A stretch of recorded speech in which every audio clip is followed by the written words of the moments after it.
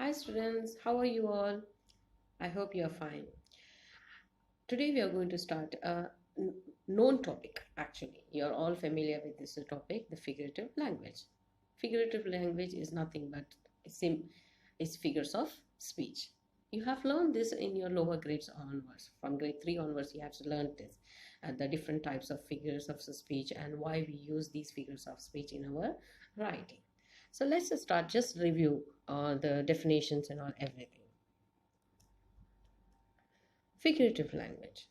So what is it? It's defined as the use of words or expressions that are different than its literal meaning.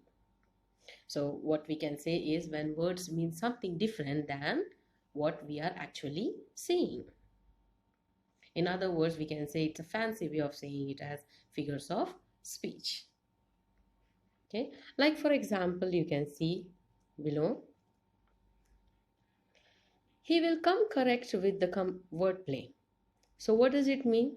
It means that at the end he will write it correctly. So this is one way of saying. This is a way of using figurative language to express the different meaning, figures of speech.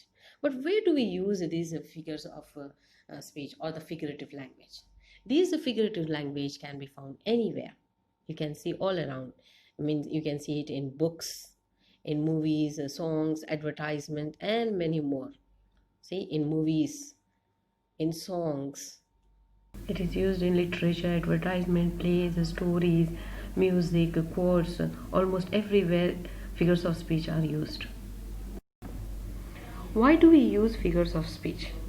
To embellish a text, that is to make it more interesting and beautiful, to make a text more poetic, or to make a text more clear. Authors often use figures of speech in both literature and poetry to enhance their writing. Figures of speech present ordinary things in new or unusual ways. They communicate ideas that go beyond the word's usual literal meanings.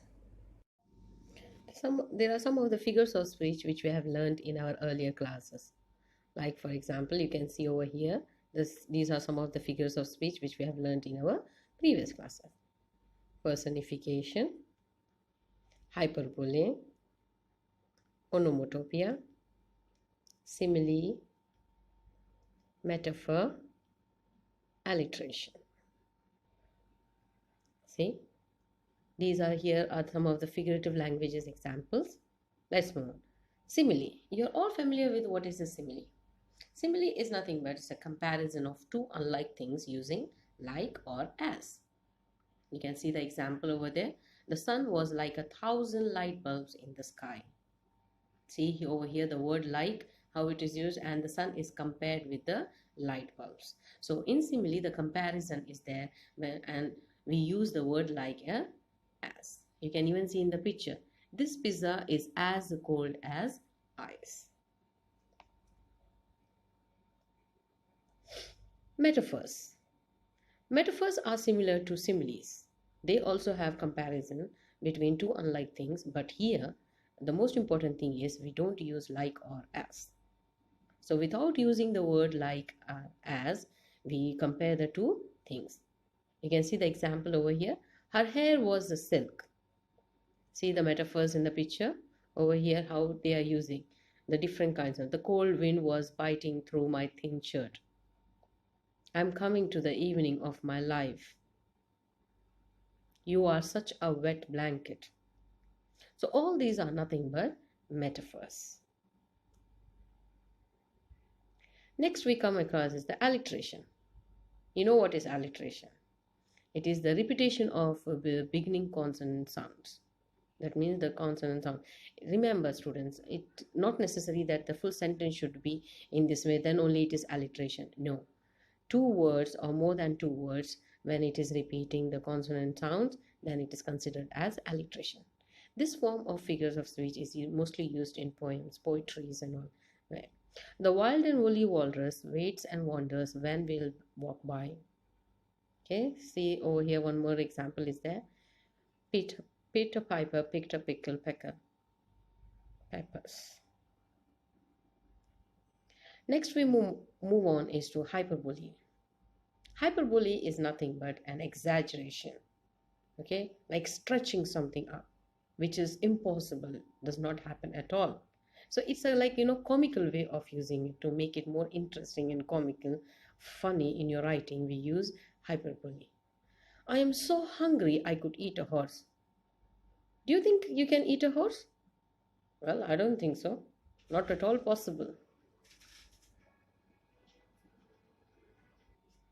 So you can see some of the examples of a list of hyperboles over there. I ate so much I think I'm going to explode. Her teeth were so white they blinded me. You can see over here how the expression is stretched to make it more funny for the readers to you. So that's where we use hyperbole. Next is personification. See, personification is nothing but giving human characteristics to non-living things. You know what humans usually do: walk, talk, dance, shout, scream, all the qualities of the humans. When non-living things does it, that means it is personification. The stuffed bear smiled at the little boy. So you can see the stuffed bear, it is a non-living thing, and then it is doing smile. It is one of the human characteristics. Okay. The flame of the candle danced in the dark. You can even see over here the flame dancing. Usually it's a characteristics of human beings. So here the non-living thing, that means the flame of the candle, it is dancing. So this is a personification.